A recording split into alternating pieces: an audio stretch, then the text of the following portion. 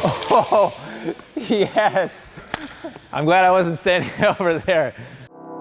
Phil was so loose that he completely lost his racket. While we don't really want you to be quite that extreme, that lack of tension is exactly the thing that leads to your ultimate potential in both topspin and power. Today's video is all about the release that leads to both of those things. Hey ET fam, thanks for being here. I'm Kirby Bridges and I'm a pro here at EssentialTennis.com. Phil's a recent VIP student of ours who came to work with us from California. He's a high-level player who already has a strong foundation, but he knows that there's always room for improvement. I want to get right into the full forehand lesson, so make sure that you stick around to the end of the video because it's there that I'm going to tell you all about where you can access our free forehand action plan the very next time that you're on court. For now, let's dive right into Phil's forehand transformation.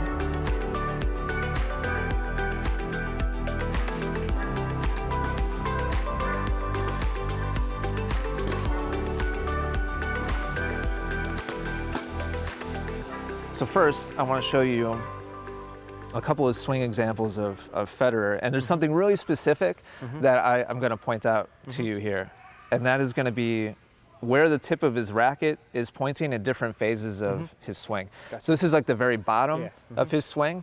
Right here, the tip of his racket is angled downward towards the court. Not completely, but we've got an angle pointed down. At contact, he mentioned it before. He rotates up to contact, and right at the moment of contact, his racket is dead horizontal, to the court surface, right? And then it continues to rotate, and so right here, his racket is pointing upwards, right? So we have circular rotation here from bottom of his swing to contact to extension and the first part of his follow through, and so that rotation gives him racket head speed, and it also gives him the vertical swing path that he needs to lift the ball and make it rotate. The pattern on yours is different. You have the same elements happening, but at a different point in time. Let me show you what I mean by that. So here we have the racket pointed down, just like we did for Roger. Now at contact, where is your racket pointing? It's like down still. Still down. Yeah. And you get to horizontal here after the ball's gone. And it's like, and now here it's pointed up. Gotcha. Okay? So it's like late. Exactly. And so as I play through a couple of these, you'll see pointed down. Yeah, up a little more, but still down. Still pointed down. Yeah. Here's horizontal after contact. Gotcha. Yeah. And here's pointed up. And so this is really deceiving, and honestly, I probably wouldn't have picked up on this without the use of the video, because you use your body really strongly, and you hit a solid ball. Ira used the word that was in my head to describe this. It's not a fair term for the level of shot that you're hitting, but the word is but the word is push. It's kind of a pushy hit in that you're keeping this this drop through contact and then releasing after the ball is gone. And then when the contact's not right, then it just flies. And this, exactly. This is why you have a hard time sometimes going cross court, because you don't release the racket head until after contact, and that's the easiest way to make the ball go at an angle across court, is actually to release a little early to get the racket face to come around and face to the left. Once we get this working correctly, you'll be able to hit a sharp angle without even unwinding your body. Now, of course, we still want to. We want to use your body. But occasionally on TV, when you see players like on a dead run trying to hit a passing shot, you'll see them on full extension hit, a crazy angle across court without even having the luxury of being able to turn their body or step in or any of that stuff, simply because they released the racket face and they got it facing at that angle across court. So it's not necessarily a new movement. We just need to tweak the timing of it a little bit. So for me, this is the one big thing. And once we get comfortable with this, I think it's going to open up a lot of doors for you to be able to hit much higher level of shots in situations that aren't necessarily ideal. there's two different parts of the body that kind of team up to make this happen. There's forearm pronation, and there's also shoulder, internal shoulder rotation that's causing the racket head to turn around. So what I'd love for you to do is mirror me. Extend your arm. You don't need to hyperextend it, but just extend it so it's straight. And now, without doing anything else other than creating a circle with the tip of your racket, I'd love to see you rotate the racket face around. Yep. It's not very often that I have players focus on actually doing this. Generally speaking, when the body leads the swing, and there's pretty good amount of relaxation and looseness, there's kind of a load that happens here, and then generally the release kind of happens on its own. I think you're probably holding on to it a little bit. You're not aware of it, but I think you're probably holding on to it a little bit kind of manually but until contact, and then letting it go. And so for you, when you do it correctly, it's going to feel kind of forced and, again, kind of like manual, like you're making it happen. But I think pretty quickly you'll probably get a feel for it, and it'll start to happen pretty naturally. So a couple more of these reps, please. I just want you to feel that combination of forearm and shoulder, rotating the racket head around that axis of your forearm, or I guess your arm as a whole. And now I'd love to see you go through like a 10% speed shadow swing. And I want you to copy those, remember those three positions we saw of Roger? So position 1 was racket tip pointed down. Position 2 was contact horizontal. And position 3, you don't have to go all the way through the follow through, just go to that pointed up position for me. So for right now, make a pit stop at all three positions. Position 2, position 3, yep.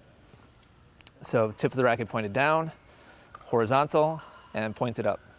Yep.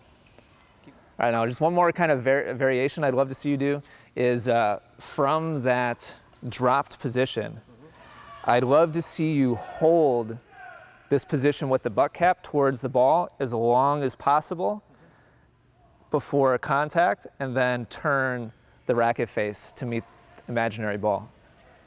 Yes, yeah, exactly. And so we're kind of creating, the word I used before was lag. We're kind of exaggerating that angle up until the very last second, and then I want to see you deliberately turn the racket head, the racket face. Yep. Look at how that looks. That looks better. So here's the tip pointed down. You're holding it. That would be contact. There's your other repetition. So this is where I asked you to exaggerate, and so there's a little bit more of an angle there, which is what we saw from that from that Roger example. This is essentially your exaggerated position is like his is like his regular position, and so he's holding that until just before contact. Gotcha. And these, by the way, are like warm up, like down the middle, like half speed reps. Like he's not like juicing this up at all. The faster and more aggressively he swings, the more of an angle is going to be created. So this is just like a casual swing for him. So you'll start from here. I'm going to drop, and your goal about at that speed is going to be to turn the racket so that at contact, everything is aligned and horizontal and not pointing down. Does that make sense? Yeah. Let's just try one or two without segmenting. Start from here and turn and follow through. Yep.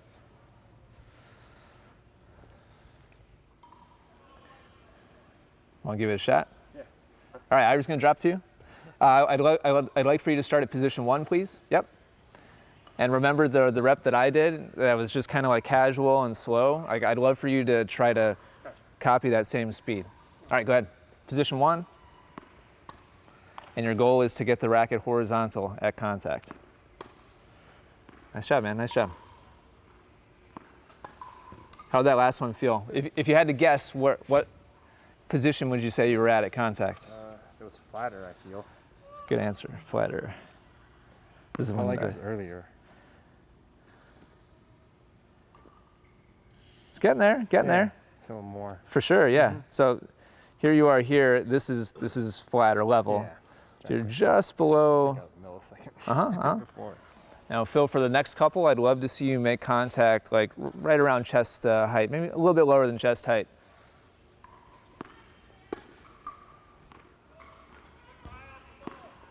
I want you to rotate that racket head really early on these. Yeah, here, let's check that out. I'm curious. I felt like it was like up here. If you were past horizontal, then that would be excellent. You got it right at horizontal. I got you. Okay. So this is like a perception thing, right? Yeah. Like to you, it feels like one Yeah, thing, but the way reality early. is something different. And so it's a matter of becoming comfortable with this movement and incorporating it into your normal swing. A little bit added element of complexity here. Your primary focus is to get the tip of the racket parallel with your hand at contact. I think the main thing at this point is just to remember that it's not a quickness thing. It's not a speed thing. It's a when, not a how fast. There you go. Go ahead and feed 2, please. Feel that turn. There you go. Feel that turn of the forearm. Take a look at those. Good, Phil. I like the first one. Yeah. The second one felt late. There we go. I turned it too late. Well, we'll find out. That's the nice thing about this. Camera doesn't lie. Yeah. I mean, we don't have to tell you what happened. Yeah, All right, yeah, it's pretty good. That's good. Just below chest height. And so what I really like about this, Phil, is earlier today, what we would see is contact. You would kind of like hold that position for a frame or two. Right. And then you would start turning it. Yeah. What I really like about this first one is it's already in the process. Right, so here's the coming around. beginning, and this is where you would typically hit the ball. Yeah. Yes. So Yep. you're starting to get it. Yeah. 2 more, please. There you go. Turn early. Nice, Phil. There you go. Let's take a look at those last ones. Yeah, look at that. Hold on. That's flat. Yeah, I think this is probably one of his better ones. Yeah. Oh, yeah. That's good. And that probably job. felt, those last 3 probably felt Early, yeah. like off a little bit. That's on a shoulder high ball. There you go. Let me know when you think you got one.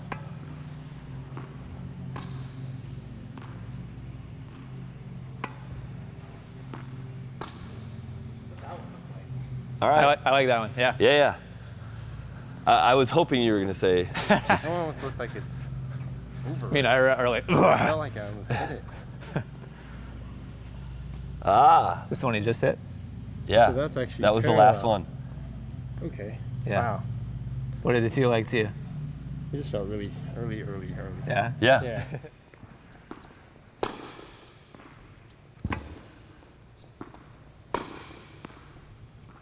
Good, Phil.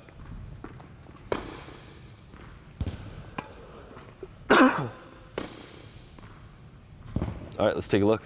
So these are the ones that we asked you to exaggerate. Oh, okay. So I just need to saturate. So yeah, we asked you to exaggerate, and at least on the first one, the ball was equal to the hand at contact. A little bit low, but again, still pretty good. Nice, man. Pretty solid.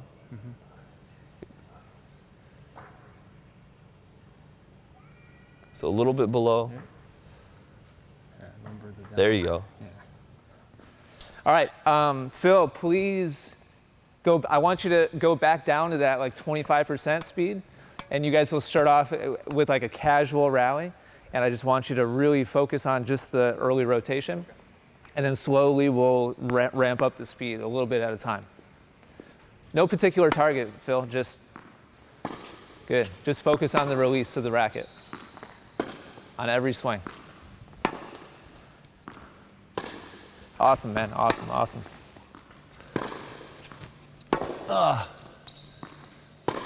Nice, Phil.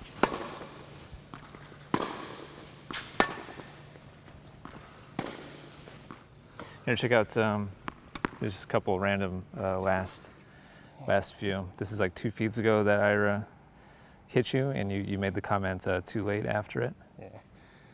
How you feel the difference?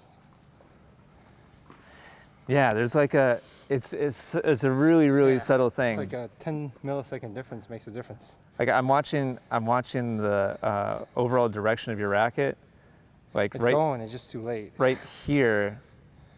Yeah. Rotationally, the racket is static here, from contact to here. Yes. There's not really much happening rotationally. The racket, your arm as a whole is lifting, Yeah. right? The wrist is And so you're getting lift, you're getting positive spin, but there isn't any active part. Yeah. release until like right here. Like here we see the racket start to swish and like turn over, but we want to see that way earlier. here, Exactly. not Because it's pointless at that point. right, It's not already afterwards. Going, right? All right, we're gonna go cross court for a couple of fill. And so I'd like to see you really, good shot, really exaggerate the release of your racket head to get the face turned in this direction as opposed to holding on to it. Good. Nice job. Yep. The earlier you rotate, the earlier you start to release, the more cross court the ball will go. Nice job, man. Check out this rep. This is several repetitions ago. This is an example where you didn't get the racket right to horizontal, but there's a really nice amount of active turning and rotating of the racket. You see what I'm saying? And so earlier we were talking about the racket going out to the ball and then coming back, exactly, coming back around. Like a loop.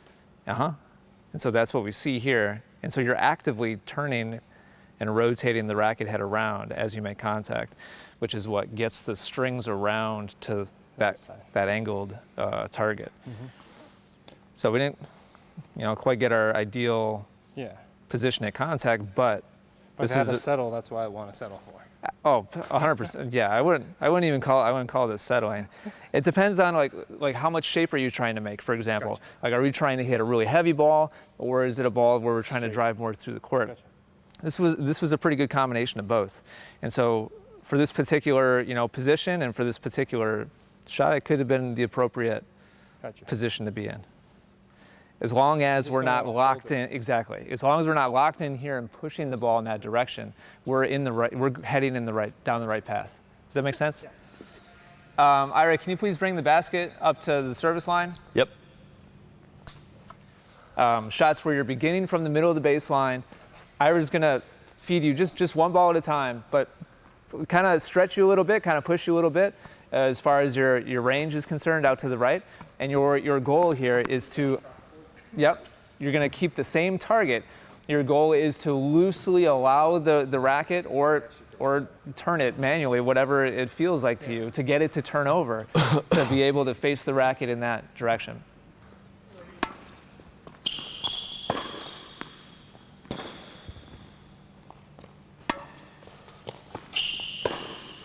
Ball fell.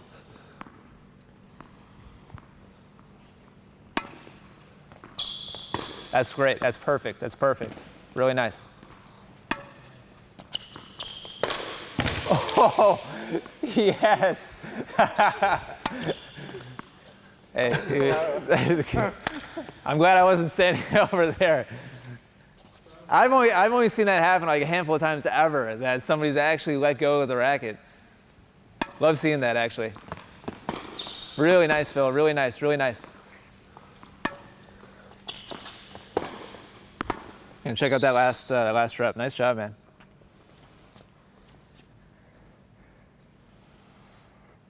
I want someone's payload. Yep, just about. But most importantly, It's rotating. yeah, we're seeing active release, rotation up and around back to your left. Powerful turn there with your body. It's really nice. When Phil came to us, he already had a great platform for us to work with. It allowed us to fine-tune his forehand by working on the release so that he can find the ultimate potential in topspin and power. But this is just the beginning for Phil. In order to really cement these habits, we sent him home with a detailed step-by-step action plan. And now I'd like to invite you to the same exact opportunity. We can't be with you the very next time you're on court, but we can give you the next best thing. If you'd like our coaching the very next time that you hit the tennis court, click on the link in the description below or go to www.forehandactionplan.com and we can be right there with you. We'll give you a plan to let you know exactly how to get the same results that Phil got. Thank you so much for watching. If you could just do me a favor, after you get your action plan in your inbox and you complete it, make sure you come back to the video and leave us a comment on how your improvement is coming along. We'd really appreciate it. And if you liked the video, give us a like. Make sure you don't miss a single one of our upcoming lessons by subscribing to our channel. We so appreciate the support. Good luck with your tennis, and we will see you next time.